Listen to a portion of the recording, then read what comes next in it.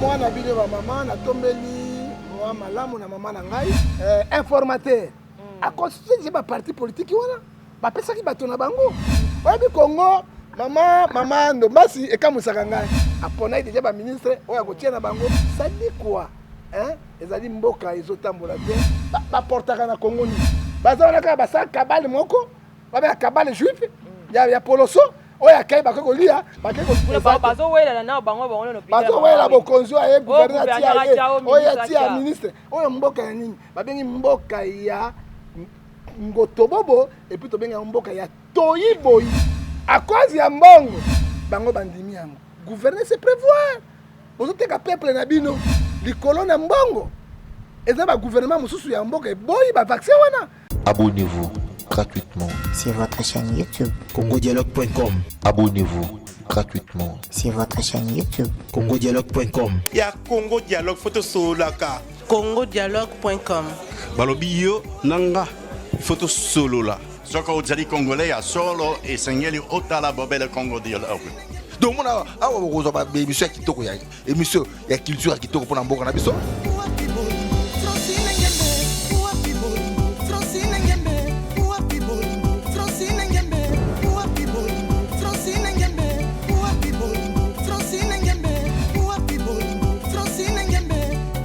Maramba Bofra na Congo Dialogue, donc blague était donc vous s'abonner à Congo Dialogue. Quand on parle de Congo, on voit directement les solos. Quand on parle de les solos, on voit la dame. Ça dit que Madame Francine Ngembe, ça pour ça canon, yende mokonza ma solo. Pas Francine Ngembe, donc deux fois Maramba beaucoup donc. Congo Dialogue, ça c'est moi kitoko. Bandoko Balanzi, beaucoup ya kwebete boza ebele liboso. Ya ba télévision na bino topé liboso ya ba téléphone na bino pona kolanda magazine na bino elongo na prophète oyo alobaka makambo etali mboka na ye alobaka pe makambo ezali koleka na ba église ya République démocratique du Congo topé na ba église ya mboka ya bapa ya mingi tolobelaka mboka na biso parce que mboka na biso soki biso moko tolobeli yango te moto koloba na sika na biso azate. Merci pour la confiance, merci pour la fidélité oyo bopesa biso awa kosololaka na prophète kozala kawana koyoka ba analyse na ye ba remarque na bino tozozwa yango. Merci beaucoup ya kobete bosa biso ba remarque ba félicitations na bino aussi. Merci beaucoup pour na musala kitoko boza ko souhaiter oyo prophète aza ko sala pour na bino. Bonne fête na ba maman nyonso ya République démocratique du Congo to pe ba o baza na poto parce que eza mwana biso ya basi moi si otikala ka na liputa te et moi si foye ba pe ko changer mentalité na yo. Ça veut dire quoi? Donc oza moi si ezaka ka te le 8 mars ndela lati liputa na lati robe pona bomba nzoto. Donc tout le temps maman aza maman faut chaque fois oye ba ke sika nini esimba ki te sika nini on a joué qui rôle nanga bien te na bongisa. Donc moi ya mars ba pesa biso ngo pona ko réfléchir très bien ya ko bongisa ba marche na biso ya ba erreur na biso o to sala kanta ke batu. Donc bonne fête ya ba maman nyonso esika bozali lokola maman nde na souhaiter bino tozoko ba elongo na prophète Ngefa na yende to kobeta masolo etali mboka na bisoka prophète Ngefa mbote Mama Judith Ndombasi kolo apambola to bana na losambo si matoke na losako Nzambe natiki émission yo na maboko na yo pesa ngai boya maele na ngai na kokite Nzambe kate molimo santo akamba biso natiki Congo démocratique na maboko na yo passion tozomona courage rakate mai rakate toli akapete tokena pe hôpital te yo ndo batela po sungaka totiki pe bande kona biso ba diaspora na boko na yo sunga bango batela bango loboko na koleza mukusu te pona bango bango nde balesa ka biso bango nde bafutela biso bandako basunga ka biso yawe mabemo ko kotakati na bango te coronavirus mosika ba deuxième vague épidémie mosika makili ya simasi yesu pareke kuluse yesu pona kati na bango batela pe bango banda na biso po sukisa na biso na kombo na yesu masiya amen. Amen. Le sac au prophète. Nyoka ata longoli mposo akotikala kaka nyoka. Le sac au prophète. Bilia elisanga courage nde atondaka. Le sac au prophète. Balongolaka nyoka miyoyo te akosua yo. Le sac au prophète. Soki otali ngando akimi mai ayena mokili kobila ete akosokisa yo. Le sac au prophète chokolilo nde mokonzi.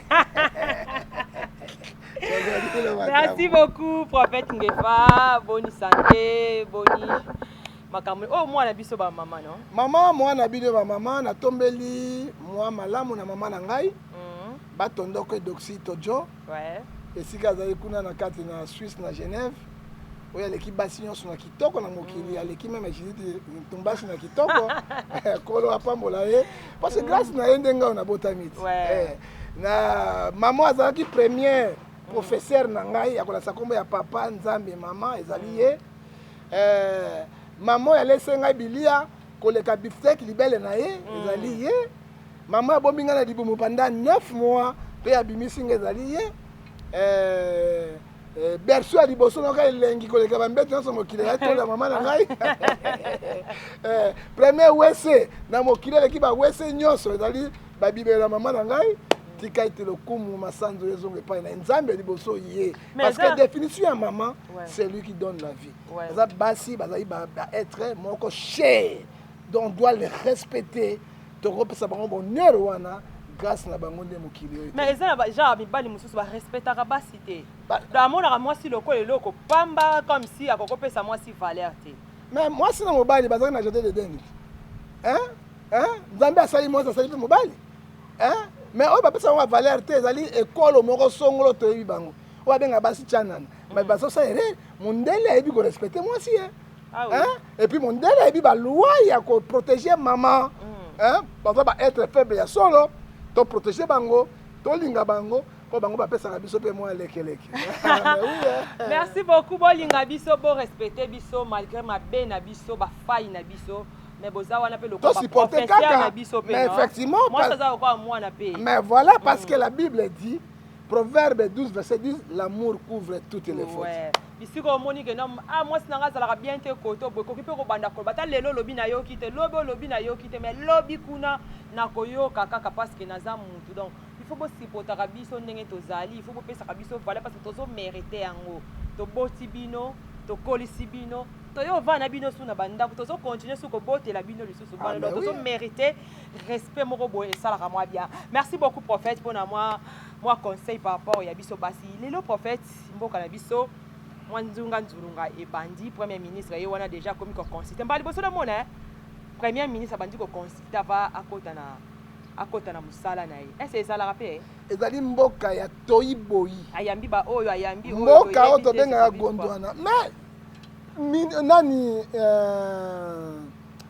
informateur aconstitue baparti politique wana bapesaki bato na bango c'est un premier ministre apona atia bango na esika abanzo consultation mosusu ça dit ya quoi ye moko aza kopeta ye auti wana tala no makambo mboka openza oyebi kongo mama ndombasi ekamusaka ngai abandi sous consultation mosusu mpo esala nini parce que informateur asalaki déjà cette consultation na ye aponaki déjà baministre oyo akotia na bango président nommé ye mboka eza na crise abanda mosala abandi susu à zéro ça dit quoi ezali mboka ezotambola te mboka ezali mboka tomoni ayambi bato ya théâtre ayambi bamusicien bayambaka bango politique ayambi bato ya théâtre mpo baloba na ye nini ngalaka mwa bato nabi bato pende ya théâtre bakoki koporte na Congo eloko basaka ata théâtre moko mpona mboka ndenge ezokende te bamusicien na biso boyamba bango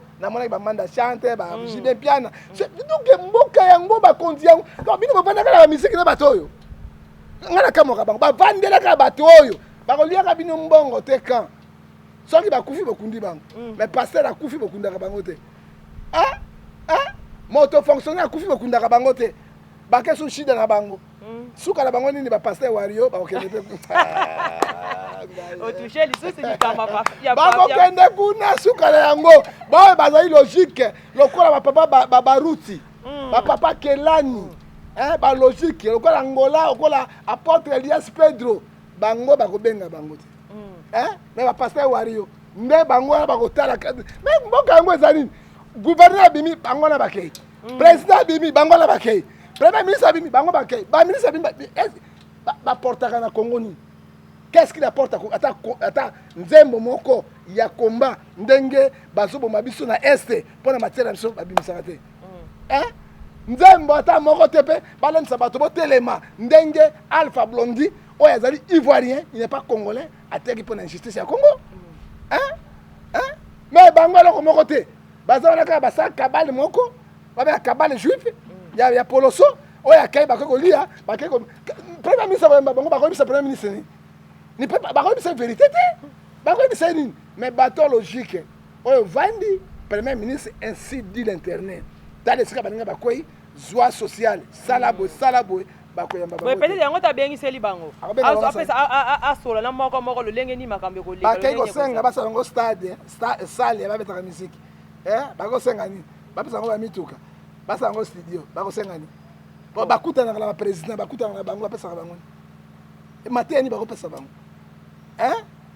conseil ni bakopesa bango omoni kongo ezali kwa zamba monene soki matière ye oyo ye moto makasi aza nini abukola ye bango baki kolongo to ya bango mbongo esili okwa premier ministre amoni fonction ya sika chef ya gouvernement oyebi na primature mbongo eza combien wana mpona social ya chef ya gouvernement baki koramase et le peuple bapeuple lelo bazosouffrir courant oyo tozosala yango ezali groupe ekati ya mbala ezongi yango nani akotala peuple oyo ya misère peuple oyo eza kosouffrir peuple oyo eza meme na wct po mai ezalaka te toka na wct ndengeni peuple oyo basukolaka nzoto te peuple oyo bamonaka courant te peuple oyo bopita ezalaka te opita kwa mama yemo ata epikani eza te bazowela bokonzi oyo aye gouverneur oyo atia ministre oyo mboka ya nini babengi mboka ya ngotobobo epuis tobenga mboka ya toyiboyi nzambe na ngai prophète mais tozomona bandeko na biso bakatholike awawa bauti kosangana koloba na chef de l'état batosala conférence de presse kobenda chef de l'état matoyi basanti que chef de l'état aza kovioler constitution dataki moto ya liboso ofo ye moko arespecte nano likunji oyo eza kotambusa mboka na biso mpe balobi ete bazomona comme si étention ya chef de l'état eza comme si 2023 élection ezala te baza kobende déjà matoyi il faut élection ezala yo kokoloba ni mpona bandeko ya biso ya 5 mama omoni 5 oyo grâce na bango kabila atikaki nakopesa exemple sasungi azo 5e mandat 5e mandat bon nakei na gabon mwela président mwela ya président gabon ne ye azo setu 4e mandat soki kabila atikaki 2 mandats parce que ezalaki pression ya 5 quand on parle de 5 on parle de Mosengo. On parle de Mosengo, on parle de l'église catholique. Na biso moko ba politicien ba parti politique koki kabila te na gouvernement na été na ba soda na été toko ko produit catholique et puis tango résultat ebimi élection catholique montali boso ba ki te résultat les yango te il faut tout la vérité c'était catholique azalo ko la Ézéchiel 33 verset 7 quoi sentinelle il y a République démocratique du Congo on doit les respecter makamona bango ozolanda yango ntango catholique amoni molimo apelenge nde ezokota ntango catholique amoni 5 alino tozokende na yango l'hymne national elongwa ekomi idps etebi idps batala baeglise alors catholique amoni ke tozokende na dictature moko oyo tobengi yango ya dictature Hitler il faut tobari eloko wana on doit respecter la constitution de la République. On doit les respecter. Mboka tambolaka na respect ya constitution et na ba règlement d'ordre intérieur nango na ba cour et tribunaux. Alors ceux qui disent bango bazaki une opposition. Kabila viole la constitution. Kabila viole la constitution. Si comme président Tshisekedi abi yé azali démocrate.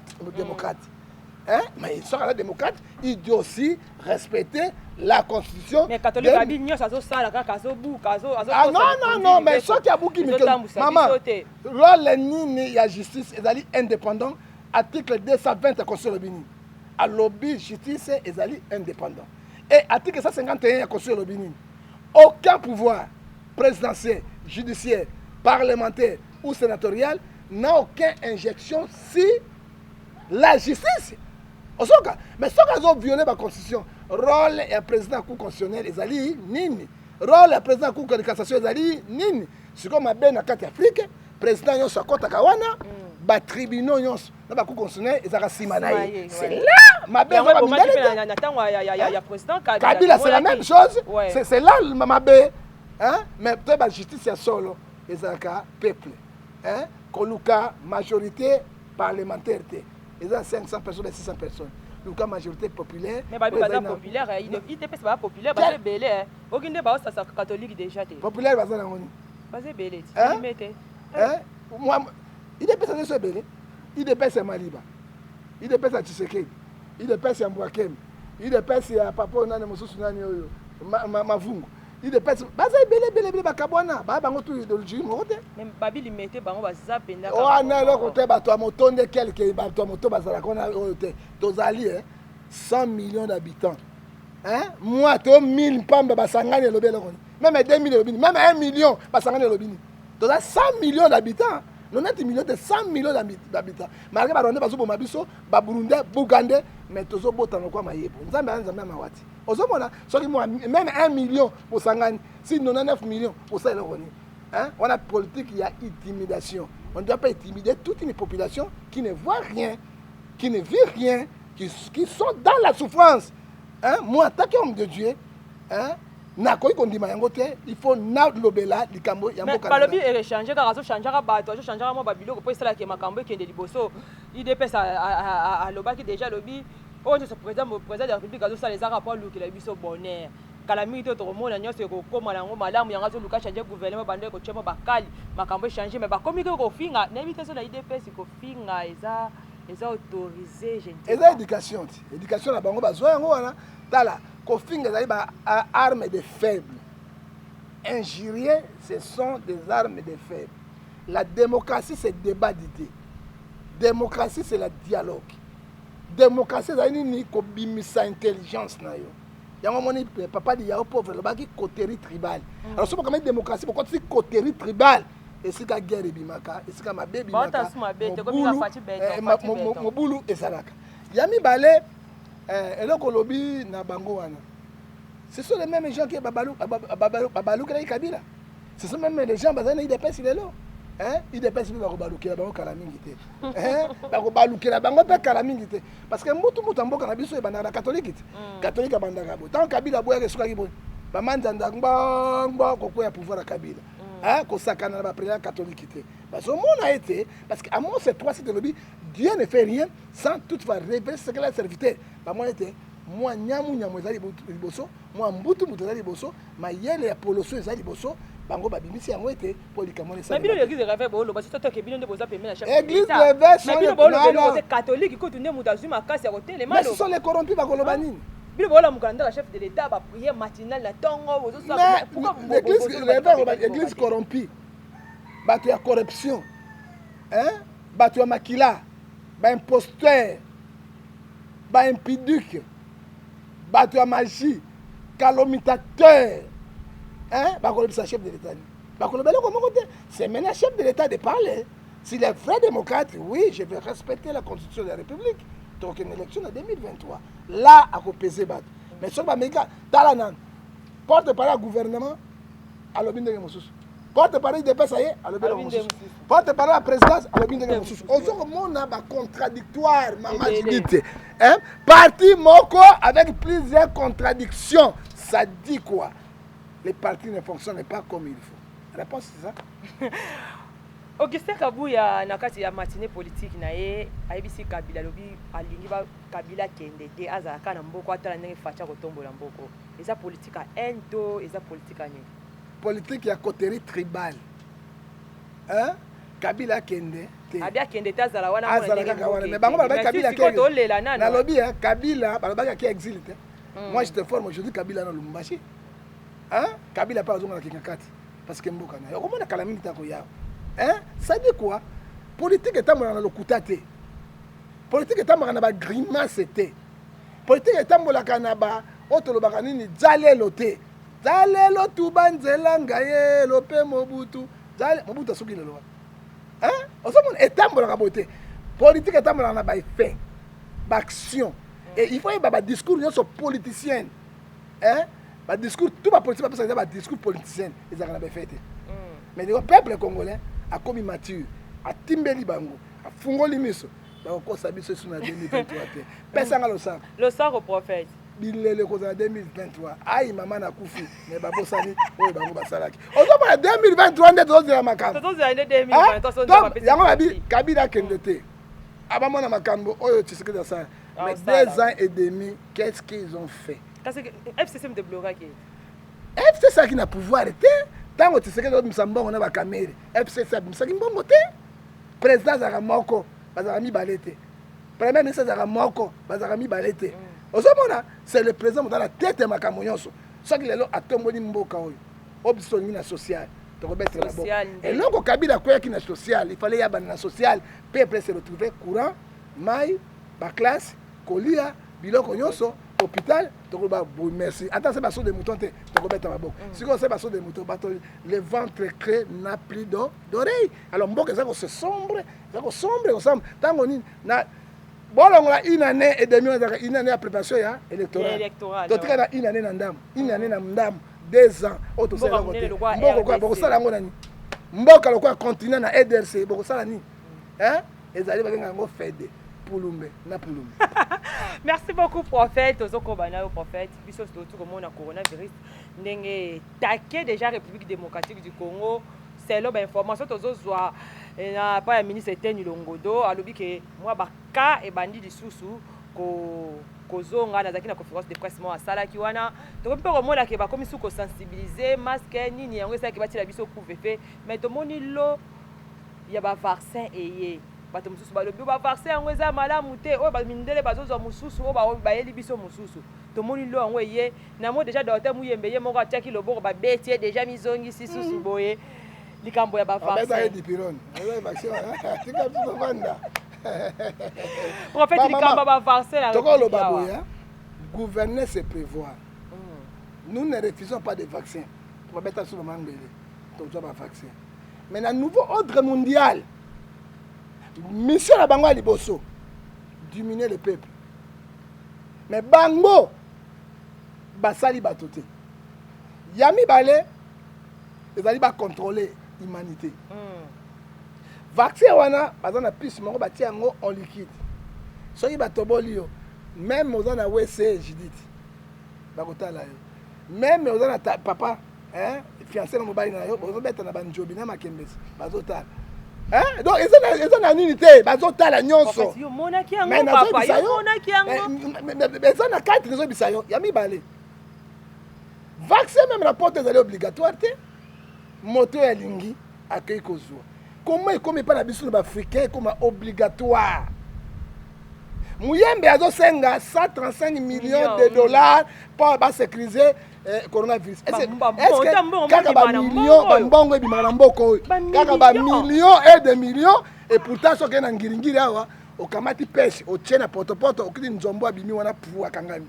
banzele beba yango banzele ezalaka te kaka Muyembe ba millions et demi ba poste musala na Congo eleki poste premier ministre ya kolia mbongo ya ba millions et pourtant coronavirus est dans zone tropicale te mais est-ce que bi malaria de plus eleki coronavirus na typhoïde eleki yango hein moi inde na toka boye siko ko coronavirus nini à cause ya mbongo bango bandimi yango gouverner c'est prévoir ozoteka peuple na bino likolo na mbongo eza ba gouvernement mususu ya mboka e boyi ba vaccin wana parce que de n'importe comment ba tobali moto vaccin après 2 heures de temps comme le roi Kizengi après 4 heures de temps non les vidéos sur la moto quoi ya kufi et belé on dit que ba défaut siko bino boya sur la cause ya mbongo 1 Timothée chapitre 6 verset 10 bateka Yesu likolo na mbongo mais moto ateka Yesu Judas Iscariote aliaki mbongo wana te ozomona ba meki na Kivu bana nyonso ba parani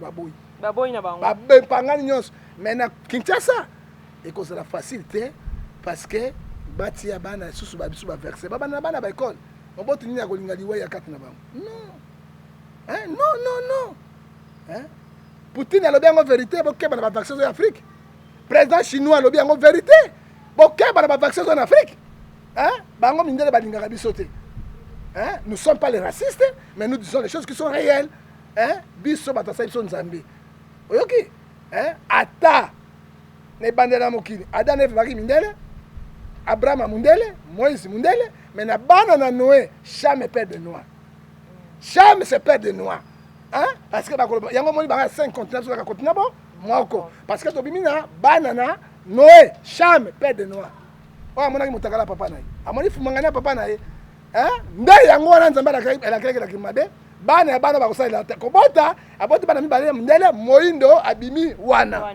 mais nous sommes les créatures de Dieu pourquoi soki moindo aza na valeur te sikoyo mindele babalaka biso ndenge biso moindo babalaka mindele ndenge nini alors bango kasi loposo na bango ezali supérieur soki amati mbeli otie to gilete makili koma rouge oya mondele mpe manini rouge soki amati motema ofungoli okomona makila oya mondele ndenge moko alors pourquoi bazosala système wana nous disons ceci biloko wana pone passer na Congo na muyembe na bango ekozala difficile muyembe atobola ye moko mwasi na ye bana na ye famille na ye mama na ye tata na ye limite mais soki atobola yango boye te vraiment ekosimba te donc atobola biso te abandona ya ye moko mais siko tokokivwa ndenge nini bacorona oyo yango ezotake kaka ezosila kaka te mais sans masque sans nini vaccin namoni kozala mwa pasi mingi mama soki corona ezalaki awa na afrique ya solo metosila donc ça veut dire eza te toza médecine te nini moko hygiénique toza na yango te protection moko hygiénique toza na yango te na baeglise tozali 0 mètre ngana tozali 0 mètre ngana tozali combien de mètre 0 mètre même soki tolobami na mikro oyo corona ekokota no donc nzambe asali ngolu na afrique batika kobambaka makambo na lokoso na mbongo 1 Timothée chapitre 6 verset 10 Dieu va vous juger. Ok, merci beaucoup prophète. Mais avant tout souka parce que tu es un prophète, il faut te mettre bien maman solo muke nangambo na bino ezalaka mwa bien mingi. Prophète nangambo na bino basali ya nzambe. Tant bozo mona mboka ndenge eza kokende ta lobi ete bato ya nande ba waronde bazakuna mais nangambo na yo moko pataka serviteur de Dieu. Ozo senti ndeni papa wa mboka na o. Maman to sambela mboka mikolo nyonso. Chaque écrit nous prions pour Dieu. Mboka na biso. Et mboka eza na malchance na ba dirigeant. To tu no chance à kozwa président lokola Mariango habité. Hein? Koloba boite parce que frère José Ntita oto koloba likamoko lobi que Congo to zui pena vrai président ya moko. Merci beaucoup. Bango na li ambongo kuna. Ba José Ntita ne ba kendeke kuna. Est-ce que ba José Ntita ba vérité? Abi kami te komba kana mboko. Mais merci beaucoup. Na makamanga lokuta ba Roger Baka makamanga ko. Le 23 pe diwa muso e ba Roger Baka salo. Bisoté to le 23 et ko sala lo côté. Le février to le kamuso 15. Le 15 février et leur côté. Le 23 tozila. Le bakima mboko lo ba je. Totika, tokima devant okima déjà. Tabati bazamba te parce que le côté l'équipe biso okima. To lendi sabato to décourager bato te. Bon comme pena ko décourager bato. Ko décourager bato ezali ma. Mais bana poto ngo ba lendi bango mbongo etali bango te. Bato ya sérieux balingi ko contacter bango te. Oyebi combien na senga pona construire église yo mbongo ya te. Mais soki bango ba sengi na ba télévision bango mbongo bimi basobi ya mituka biloko tout les escrocs tout fait. Ozomona yango tokei boy. Tango yo tuni ba José Ntita. Yo monaki na musique oyo batiaki fete Tshisekedi tanga kotaki ya na Kabila te. Au moins frère Patrice te. Mama se beta mi ba frère Patrice mi vena mi vete.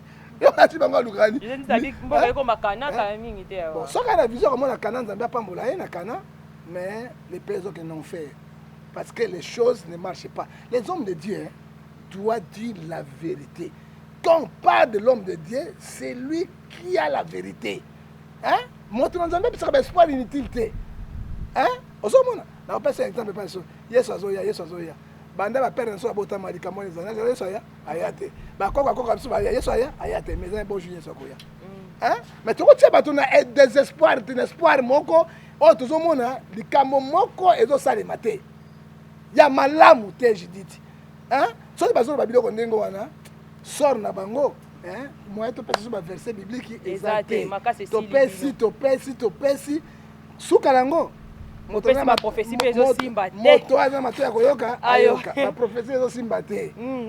O beta boy beta mpete. Ozonga beta mpete. Mais Matthieu 24 verset 24 25 lobi yango. To pesa bino lisusu ndeni. Deux Pierre lobi yango awa. Parmi vous il y a les faux prophètes, les faux pasteurs. To lobi yango. Ézéchiel 14 verset 13 à 17 lobi yango. Jérémie 14 verset 13 à 12 et lobi yango.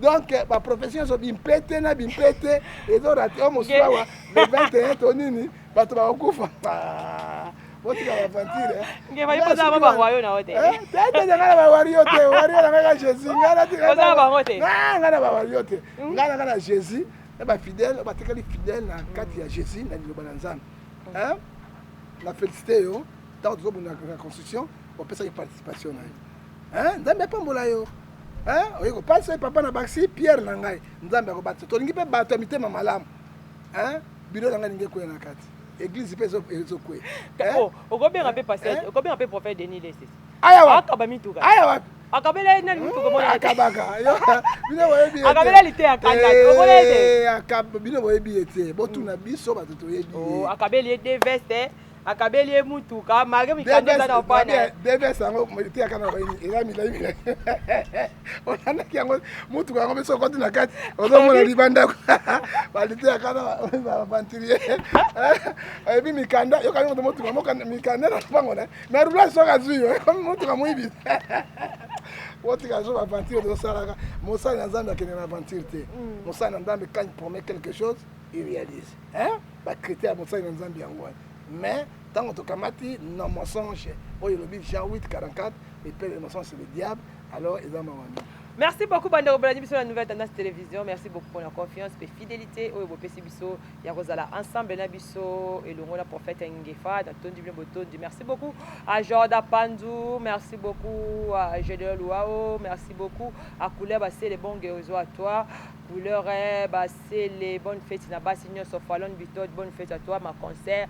Merci beaucoup Robert Bozaki vraiment belé à kolanda biso de to komina suka ya émission sur mon quoi le prophète moi le mot de la fin par rapport aux émissions. Mot de la fin kaka journée ba maman tolingi bino bobatela rabiso bobota rabiso lokuma sande zonge pa Nzambe mobali nyonso wasaka mwasi ni mabe moi oyo to dédier au Seigneur pardon parce que la femme c'est celui qui donne la vie grâce na bango basukula rabiso grâce na bango bokola rabiso Nzambe apesi bango mokumba wana soki tolingi Nzambe solo il faut tolinga pe ba maman tolingi Nzambe mais tolinga ba maman te là tout ça va nous embêter alors moi ça allait être cher très cher parce que moi si et en Bible dans Proverbe 14 verset 1 celui qui trouve la femme trouve le bonheur non celui qui trouve une femme sage bâtit sa maison parce que soki na moi si ya mayele na ndako te ndako kotambola te mais soki na moi si ya mayele yende akotombola ndako na yo pe akobongisa mo tokoya avant le 8 mars ndobi koza mosala Nzambe kote ya basimwa makasi kosala bien merci beaucoup tokomi na suka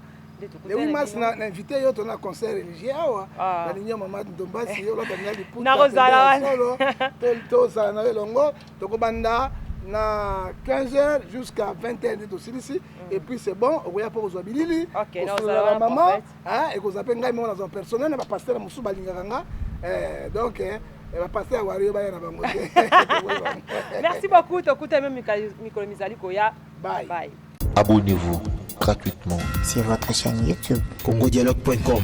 Abonnez-vous gratuitement Sur votre chaîne YouTube. congodialogue.com. Ya Congo Dialogue photo solaka. congodialogue.com. balobi yo nanga photo solo la soko ozali congolais ya solo esengeli otala bobele Congo Dialogue. Donc mona awa bokozwa ba émission ya kitoko ya émission ya culture ya kitoko pona mboka na biso.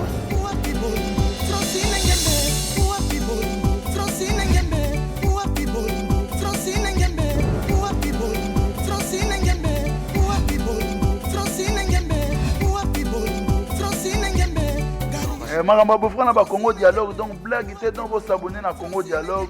Quand on parle de Congo, on voit directement l'Isolo. Quand on parle de l'Isolo, on voit la dame. Ça dit que Madame Francine Ngembe, ça pour ça kano yende mokonza masolo. Pas Francine Ngembe donc deux fois te mamba beaucoup donc Congo Dialogue. Ça c'est moi kitoko